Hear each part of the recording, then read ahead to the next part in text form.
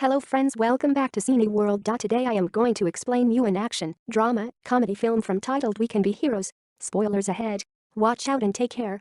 In this universe, Earth is protected by a group of superheroes called the Heroics. When a damaged satellite is found in the atmosphere, Miracle Guy and Techno fly up there to investigate and find a whole army of alien ships waiting for them, which easily knock them out and send them plunging back to Earth. This incident is on the news, which for now calls it a training exercise. Marcus Moreno, the former leader of the Heroics that now only works at the hero's office, is watching this and getting increasingly worried, which is noticed by his daughter Missy Moreno, who has no powers whatsoever. After promising her everything is fine and he won't be rejoining the team as promised, Marcus drops Missy at school, then goes to work at the superheroes' headquarters, which can only be accessed through a special vehicle activated by a worker's access card. The head of the Heroics program, Ms. Granata, wants to send a couple of heroes against the aliens, but when Marcus shows her exactly how big the alien army is, she accepts to send all of them. At the same time, including Marcus himself, Ms. Granata also sends some of her agents to pick up the superheroes' children to get them to safety. On the car ride, Missy talks to Marcus through a special bracelet that works as a communicator that her dad also has, but he only checks on her and doesn't tell her what's going on before hanging up. At headquarters, Missy is locked up with the other sons and daughters of the Heroics, and she gets to meet them and their powers. There's Wheels, whose brain is supercharged and must use a wheelchair because his legs are too strong to support his body. Noodles, who can stretch any part of his body. Oh-ho, who is a genius drawer that never speaks. A cappella, who can make her voice go super low or super high and move things with it. Slow-mo, who can move really fast, but his powers have him stuck in a time loop, so he actually moves super slowly. Facemaker, who can transform any part of his face and even copy other people's. Rewind and fast forward, a pair of twins who can mess with time for a few seconds. Wildcard, who calls himself the leader and has every power that exists but can't control which one comes out next. And Guppy, who has shark strength and can control water, but she constantly needs to stay hydrated.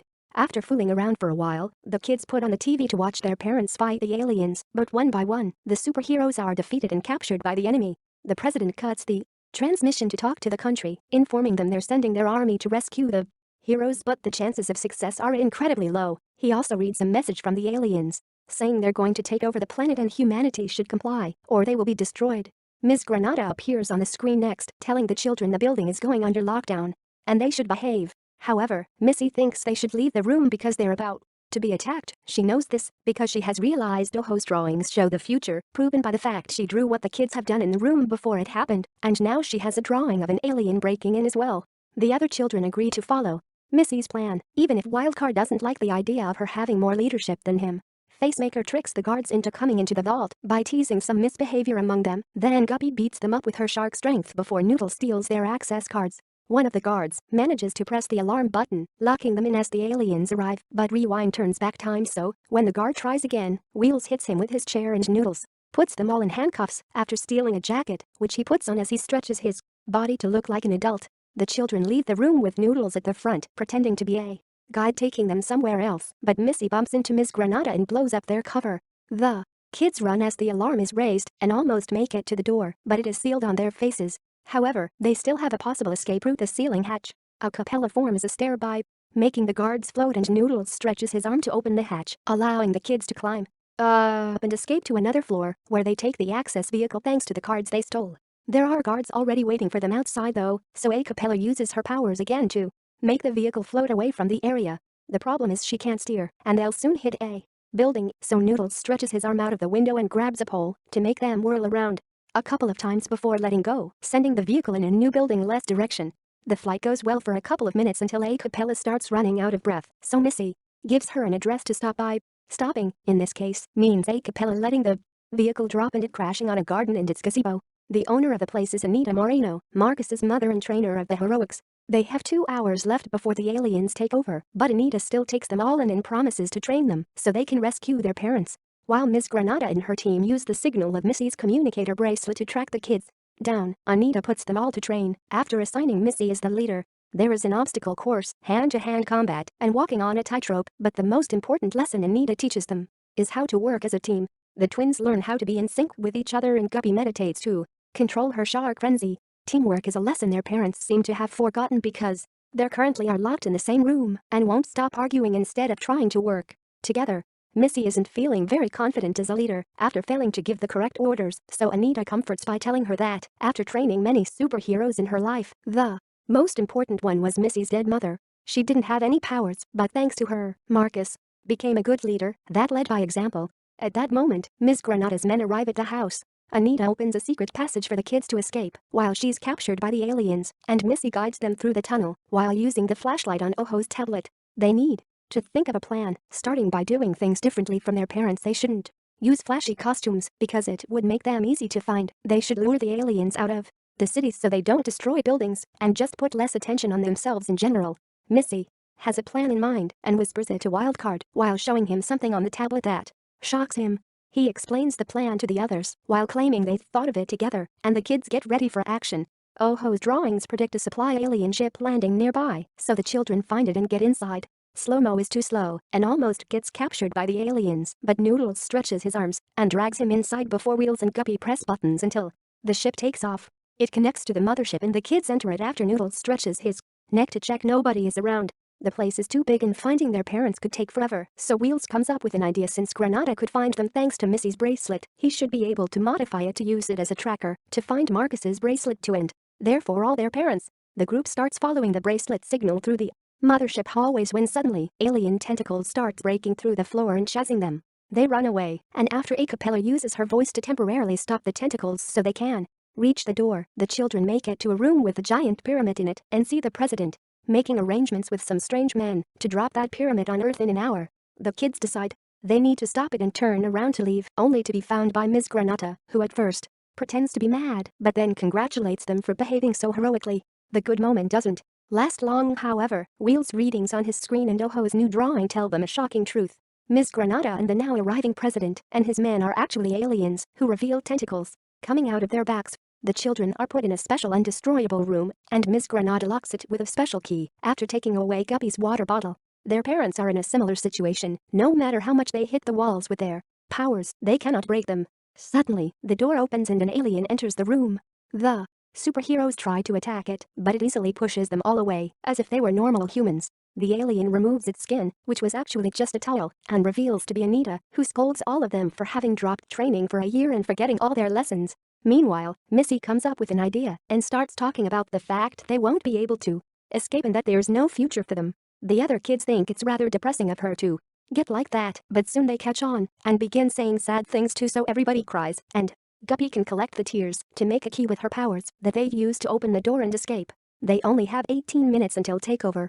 Missy thinks they should stop the pyramid, while Wildcard thinks they should rescue their parents and let them handle this. He is angry that Missy took over as a leader and failed, so they end up splitting the group. Wildcard takes Facemaker with him to find their parents, while the rest of the group goes to stop the pyramid from dropping on Earth.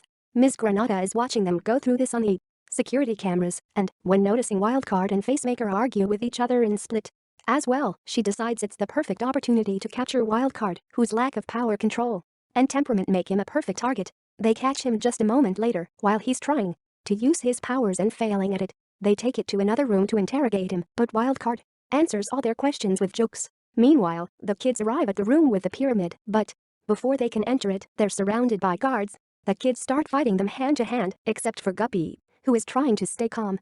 Missy gives her permission to use her shark frenzy, and Guppy goes all out, taking with her a good amount of guards. Wheels also beats up an ice bunch by sending his wheelchair after them, after holding himself up on Noodle's arm, but all these moves aren't enough. The guards just stand up again and release their tentacles before grabbing some chains that were hidden on the ceiling and cuffing the children up. Rewind and fast forward work together to turn back time, and Noodles grabs the chains before the guards do, cuffing them. Instead, when one of the guards takes out a set of keys to open the chains, they turn back time again and steal them before the guards can use them. The group enters the room, but when they're about to reach the pyramid, a force field appears around it. When they wonder who could have done this, Oho finally speaks and reveals it was her, who was an alien all along. She's been watching them work, and she's disappointed by the lack of teamwork and harmony among them, but Missy proves her wrong by speaking up to Wildcard, who hears her from the control room. It turns out Missy already knew Oho was an alien because she saw it on one of her prophetic drawings, so she came up with the plan. Her fight with Wildcard had been an act to be able to split and reach the control room safely, because the kid that Miss Granata has right now, it's actually Facemaker pretending to be Wildcard, who is now pressing the right buttons to deactivate the shield around the pyramid. Ms. Granada and her men go after Wildcard, who has accepted Missy as their leader since the tunnel, and thanks to her believing in him, he can now control his powers. He flies, shapeshifts, uses electricity and a freeze ray at will, and defeats Granada and the men in seconds. Facemaker, now alone, runs away and joins the rest of the team right before Oho starts drawing a bunch of monsters that come to life in front of them. The team combines their powers to beat them up, and Guppy even uses the liquid metal from the pyramid as a replacement for water. When she runs out, for the last two monsters, Missy decides she must lead by example and asks Noodles to stretch his arm so she can walk on it like a tightrope and draw the monsters in, falling into the abyss with them. When Noodles takes his arm back, luckily, he's fast enough to stretch it again and grab Missy, bringing her back to the surface before anything could happen to her. Wheels transforms the tablet from his chair into a motherboard to exchange it with the one inside the pyramid, but Oho releases one of her tentacles and pushes it off their hands. The tablet falls into the abyss, which is so deep nobody could survive the fall, except for Slow-Mo. He jumps in and recovers it, and then Wildcard teleports into the room to take him out by flying.